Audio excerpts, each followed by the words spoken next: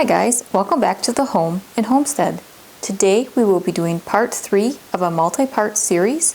We'll be trying out a new recipe of a poached pear tart where we take pears and we prepare them with a buttermilk sauce and make hopefully a crispy and creamy and sweet pear tart using pears from our harvest this year from our pear tree. Alright, so first what we're going to do is work on making the ginger tart crust.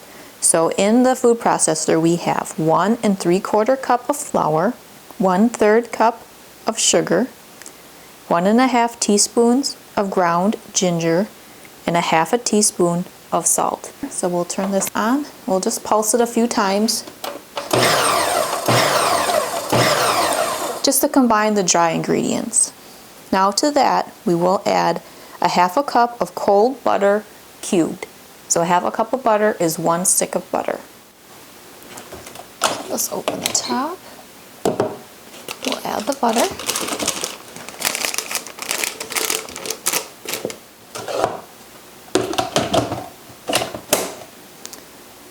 Now we'll just pulse it.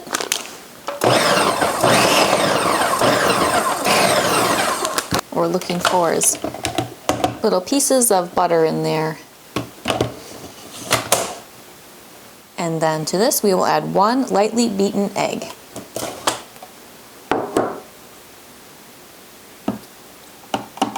Alright, so we added the egg and pulsed just till the dough came together. And when you pinch it, it comes together, but it's still a little crumbly and dry. So I'm going to add a little water. And then we'll pulse this and see if we can get a little better consistency.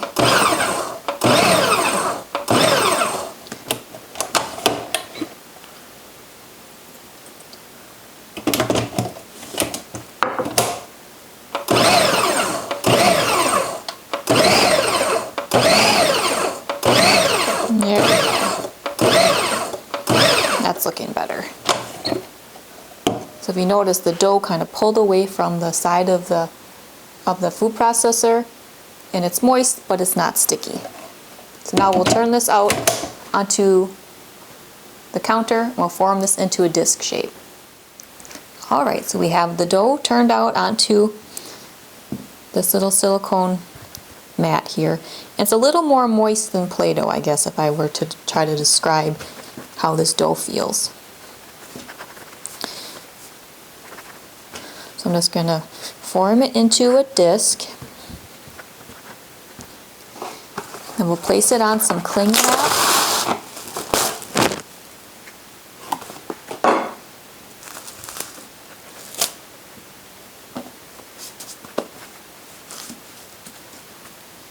We'll place this in the refrigerator for 25 minutes.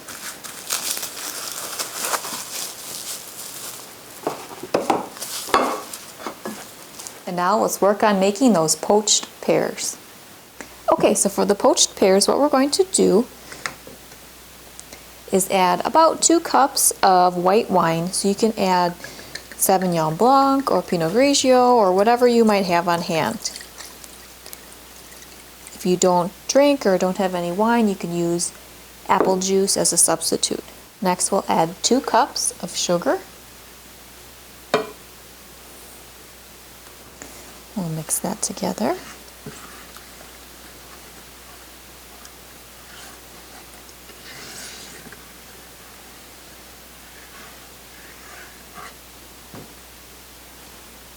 And 2 cups of water. Then we'll add 3 tablespoons of lemon juice.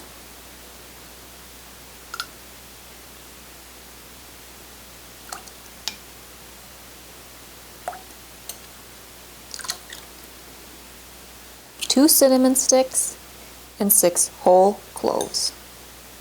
We'll be removing the cinnamon sticks and whole cloves later, but we just want them to cook with this liquid and infuse it with their flavors. So we'll let this cook. We'll bring it up to a boil, and once it comes to a boil, then we'll lower it down to a simmer and let it simmer for about 5 minutes. And that'll allow the sugar to dissolve and the flavors to melt a little bit. So we'll bring this up to a boil. Okay, so the wine mixture has been cooking and simmering for 5 minutes. So now we'll add the pears. The pears have been peeled and cored and cut in half, so we'll place them in here. And we're going to let the pears simmer for 25 to 40 minutes until they're fork tender. All right, let's let these pears cook. Okay, so the pears have been simmering for about 20-25 minutes and they're fork tender. So we'll get them out of this wine cooking fluid. So we'll set them off to the side in a bowl.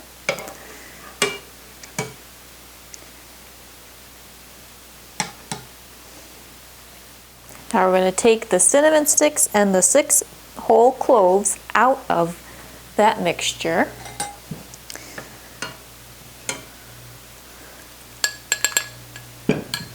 And now we're going to cook this wine mixture and reduce it until there's about 3 cups of liquid remaining. So we'll let this come back up to a boil and simmer till it reduces down. Okay, so this has been simmering for about a half hour and it's down to about 1/3 of the liquid that was in there. And it's turned into a nice amber color. So now we're going to pour this liquid over the top of the pears that we removed earlier and place into a bowl. And that'll just cover the pears and submerge them in the liquid. Now we'll take a piece of cling wrap and place this right on the surface of the pears and the liquid here. This will help keep the pears submerged into that liquid. So now we're going to place this in the refrigerator for at least 1 hour. And that'll allow the pears to absorb this reduced and concentrated wine mixture that we made while poaching the pears. Alright, so I took out the ginger tart crust about 15 minutes ago so that it could come to room temperature and be a little softer. So what we're going to do is put this on a floured surface. We'll roll it out so we can get it into our tart pan. By letting it come to room temperature, it just makes it a little easier to work the dough.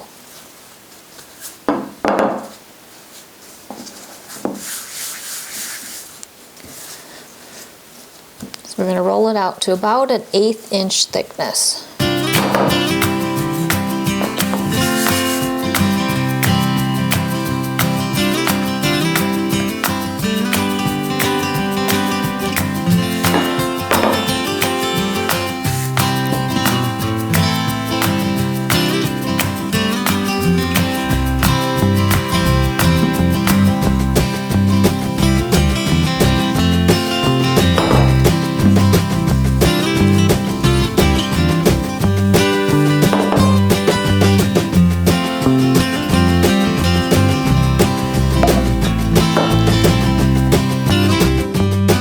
Place this into the tart pan.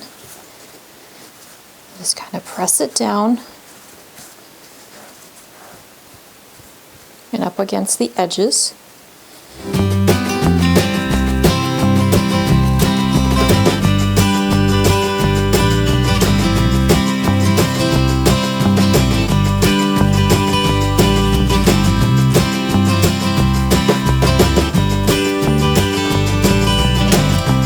We'll just take a knife and cut the excess off around the perimeter.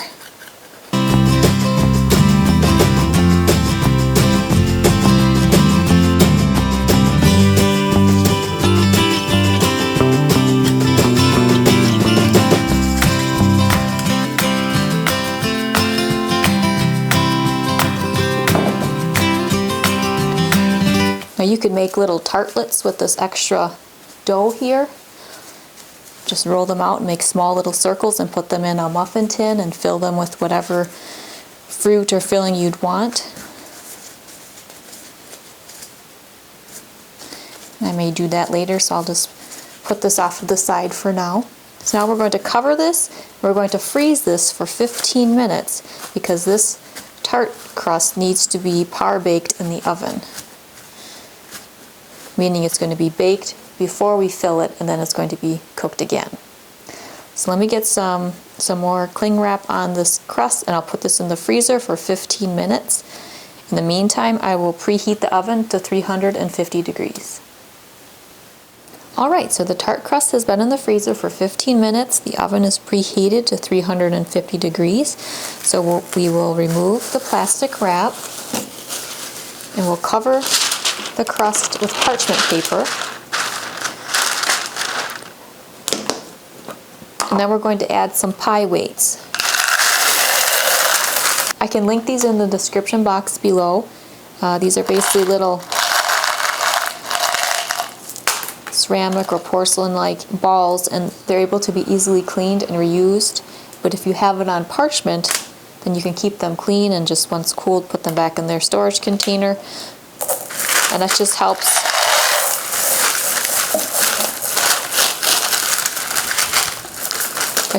prevent the crust from rising up and having a misshapen form when you're par baking it.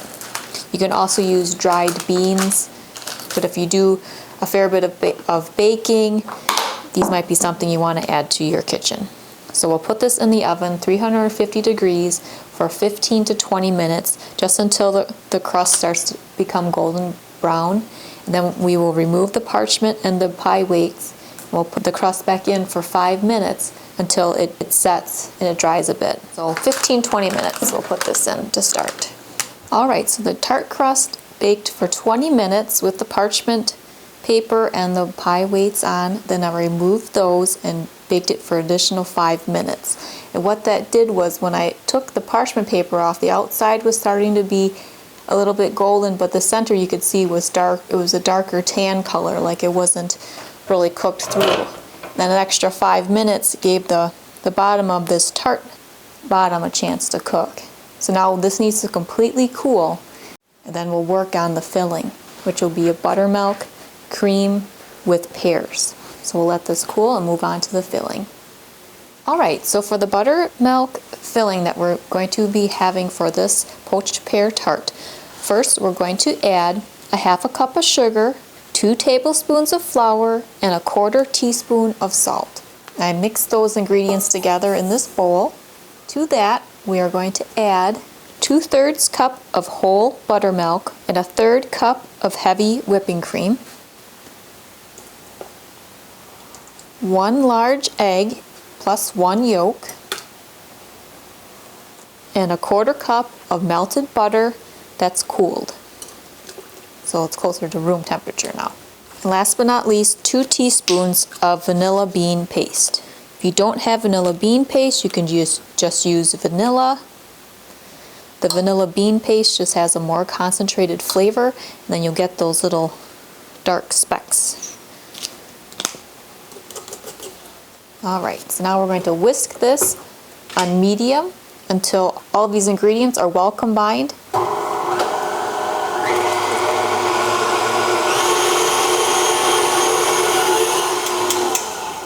There we are. Nice and smooth and well combined. Now let's head back over and we'll slice up the pears and place them inside of the tart crust. Alright, so the pears have been in the refrigerator. Now what we're going to do is remove them from the wine syrup mixture that we cooked them in and then soaked them in once reduced. I'm just placing them on a paper towel just to let them drain some more of that syrup off. But I don't mind some being on there.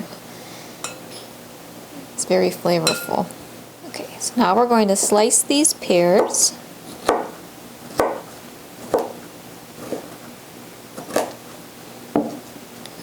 And just arrange them around the edge of the tart pan. The recipe called for 2 medium-sized Bartlett pears, but we have much smaller pears, so I ended up using about 7.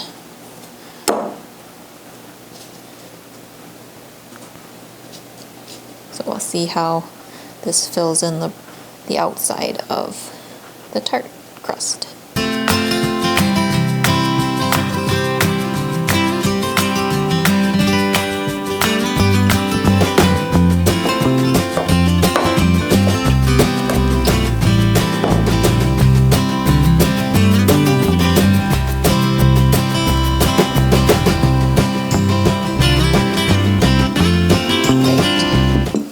Now we're going to pour. This is the buttermilk mixture that we just created on the stand mixer.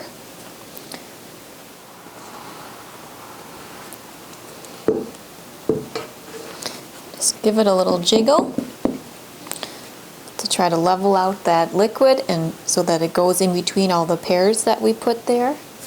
Now we're going to put the tart on a baking sheet and bake it at 350 degrees until the inside temperature reaches 170 degrees.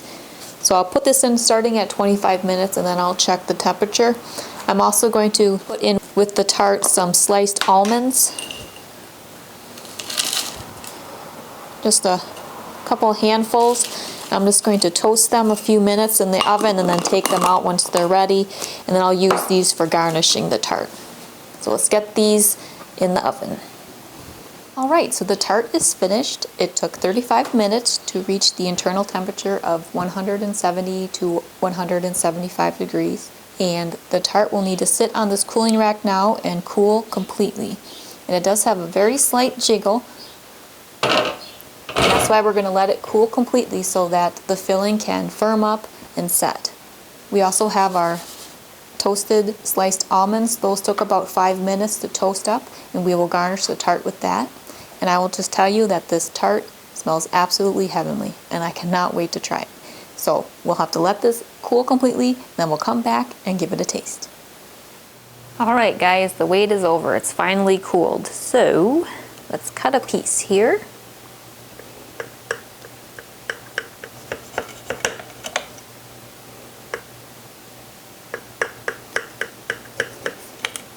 Nice crispy crust for the tart.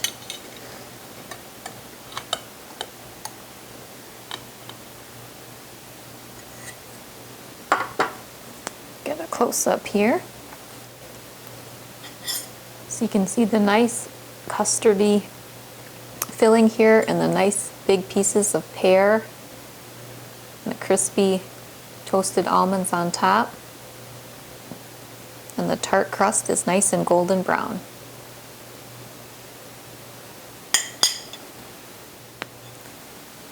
You could also top this with some nice fresh whipped cream. Nice and smooth.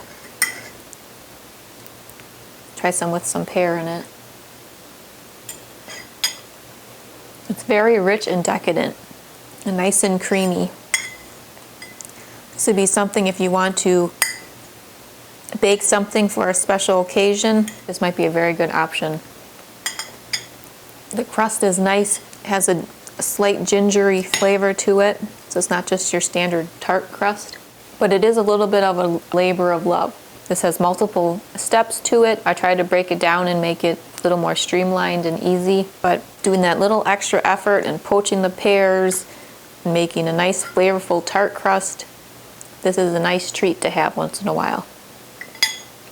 If you have a pear tree on your property or a family member, or you're able to pick up some pears at a good price, farmer's market or grocery store, this might be a nice fun recipe to try yourself. Well, if you're interested in other videos or ideas of what to do with pears, there's a number of videos I have both canning and for recipes.